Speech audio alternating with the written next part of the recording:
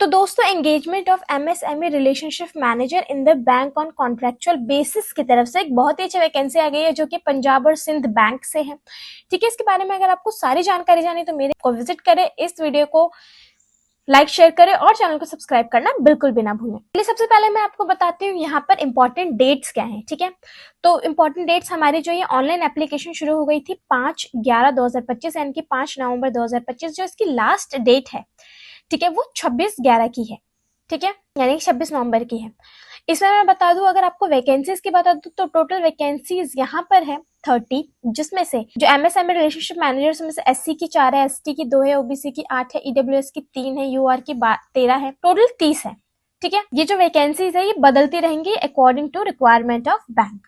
ठीक है, अगर एससी एसटी ओबीसी के लिए अगर कोई वैकेंसी नहीं बचती है, रिजर्व नहीं होती है, तो उसको भी उस टाइम लेकर आया जाएगा। ठीक है, एलिजिबिलिटी क्राइटेरिया की बात करते हो तो यहाँ पे जो भी है सिटीजन ऑफ इंडिया या सब्जेक्ट ऑफ नेपाल है या सब्जेक्ट ऑफ भूटान है, मतलब यहाँ पे दिया हुआ है, आप लोग देख सकते हैं, वो सब यहाँ एप्लीकेबल है।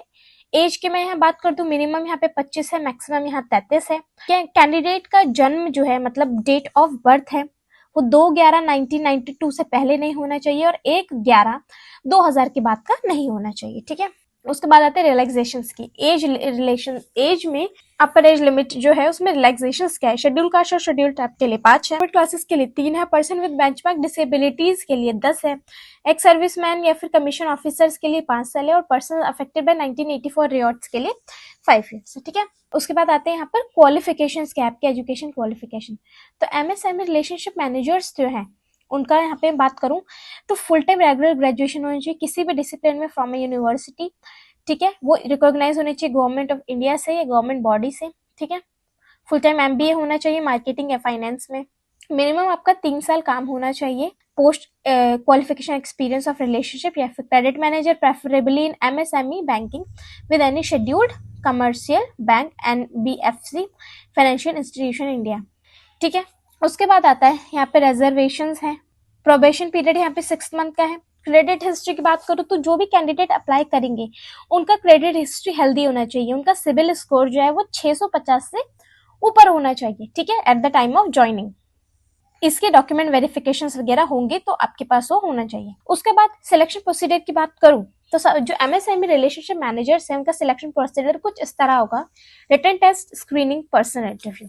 ठीक है, रिटन टेस्ट की बात करूं तो इसमें आपके नेम ऑफ टेस्ट में आ रहा है आपका English language, general awareness, professional knowledge. Total question हमारे यहाँ पे 100 आएंगे, जैसे कि 20 60 और मैक्सिमम यहाँ पे मार्क्स 100 है। ड्यूरेशन आपको 105 यानी कि आपकी इंग्लिश लैंग्वेज का 15 है, जनरल अवेयरनेस का 30 मिनट है, प्रोफेशनल नॉलेज का 60 मिनट है, यानी कि 105 मिनट। ठीक है, मिनिमम क्वालिफिकेशन जो है, मिनिमम क्वालिफाइंग मार्क्स जो है वो 40% है अनरिजर्व्ड और ईडब्ल्यूएस कैटेगरी के लिए और 35% रिजर्व्ड कैटेगरीज के लिए है। ठीक है, जो प्रोफेशनल नॉलेज है वो जरूरी होगी शॉर्ट लिस्टिंग के लिए। जनरल अवेयरनेस, इंग्लिश लैंग्वेज, जो सब्जेक्ट में जो आपके मार्क्स आएंगे उनको कंसीडर नहीं किया जाएगा मेरिट लिस्ट में इंटरव्यू के। ठीक है, ठीक है, स्कोर्स आपको नहीं बताए जाएंगे। ठीक है, और बाई चांस अगर टाई हो जाता है, यानी कि मार्क्स, ये तो आप लोग को पता है, जब सेम मार्क्स आए तो अकॉर्डिंग टू देयर एज होता है, एज भी नहीं होता है तो अल्फाबेटिकल ऑर्डर्स में चेक किया जाता है। जो मिनिमम क्वालिफाइंग क्राइटेरिया है वो बैंक उसी टाइम डिसाइड करेगी। ठीक है, उसके बाद आता है फाइनल सिलेक्शन। आपके पास आपको रिटन टेस्ट भी क्लैरिफाई करना है और आपको इंटरव्यू भी। ठीक है, उसके बाद उन सबका मार्क्स मिला के आपका ऑनलाइन टेस्ट का 70% वेटेज और पर्सन इंटरव्यू का 30% वेटेज, और सिर्फ अगर पर्सन इंटरव्यू होता है तो उसमें आपका 100% वेटेज होना चाहिए। जो फाइनल मेरिट लिस्ट है वो सारी चीजों को मद्देनजर रखते हुए होगा। रिजल्ट जो है वो बैंक वेबसाइट पर आ जाएगा, आपको पता लग जाएगा। उसके बाद आते हैं यहाँ पे एग्जामिनेशन सेंटर्स, यहाँ पे बताया हुआ है, जैसे कि आंध्र प्रदेश का तो एग्जामिनेशन सेंटर पड़ रहे हैं विशाखापट्टनम, विजयवाड़ा, गुंटूर, विजयनगरम, तिरुपति, ये सब चीजें हैं। अब देख सकते हैं आपका कौन सी जगह पर आ रहा है।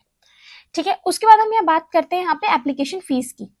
ठीक है, तो जो SC ST PWD है उनके लिए 100 प्लस एप्लीकेशन टैक्सेस प्लस पे। ठीक है, पेटीएम गेटवे चार्जेस जो होता है। उसके बाद जनरल ईडब्ल्यूएस ओबीसी के लिए 850 plus application taxes plus Paytm gateway charges. तो मैंने लगभग आपको सारी जानकारी दे दी है। ऐसे और जानकारी के लिए मेरे चैनल गवर्नमेंट जॉब डायरेक्ट को सब्सक्राइब करें, वीडियो को लाइक और शेयर करना बिल्कुल भी ना